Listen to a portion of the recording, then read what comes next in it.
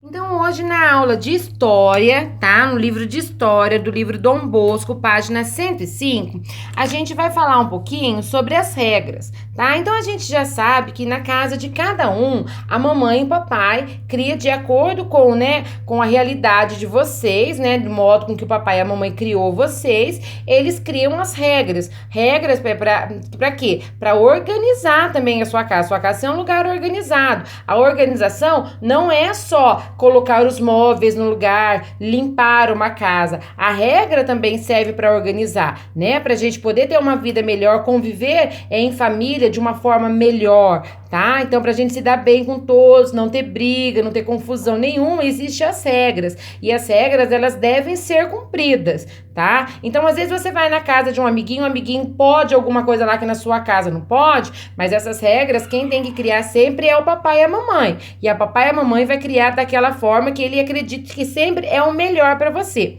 Essa historinha aqui conta muito legal. A vovó contando pro menininho que ele está dizendo aqui, ó, que ele queria poder sempre dormir às 10 horas da noite na casa dele, como ele dorme na casa da vovó. Então, com certeza, na casa dele, ele deve dormir mais cedo. Quando ele vai passear na casa da vovó, ele acaba dormindo mais tarde. Às vezes, por quê? Porque às vezes é um final de semana, não tem preocupação com horários de dia seguinte, então acaba podendo dormir um pouquinho mais tarde, poder dormir, acordar um pouquinho também mais tarde, não é verdade? E aí, a vovó tava contando pra ele que antigamente as pessoas, né, na época dela, que ela era criança, tá? Não existia luz elétrica, não existia eletricidade, não tinha televisão, não tinha luz elétrica. Então, o que acontecia? Como não tinha luz, quando escurecia, as pessoas faziam o quê? Iam dormir. Então, as pessoas dormiam muito cedo, porque começava a escurecer, já era a hora de dormir, porque não tinha nada para fazer. O que eles iam fazer no escuro?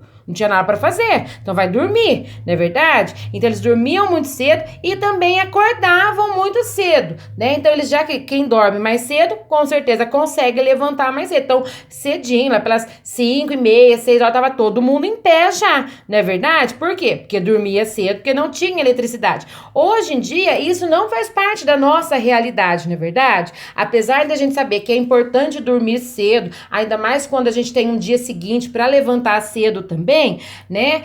Tem crianças, né, e adultos também que não dormem cedo, às vezes ficam até tarde trabalhando, ou ficam até tarde vendo televisão, assistindo um filme, brincando no celular, ou vendo as mensagens no celular, né? Então, isso não faz parte mais da nossa realidade, tá? Mas cada pai tem a sua regra. Na minha casa, por exemplo, eu não deixo as minhas filhas ficarem até tarde no telefone.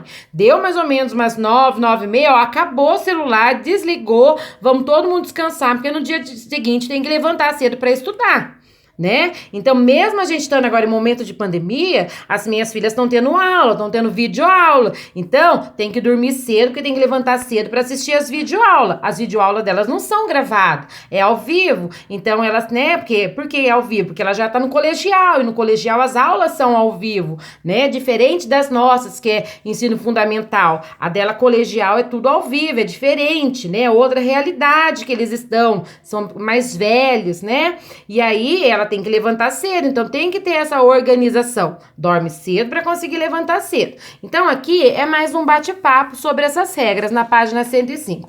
A atividade, bem simples, vai estar na página 106, tá? Então na 106 nós temos um quadro aqui. Esse quadro tá assim. Esse quadro foi pintado por José Ferraz de Almeida Júnior. Ele se chama Cena de Família, de Adolfo Augusto Pinto. Então, se você olhar bem, olha só essa cena desse quadro.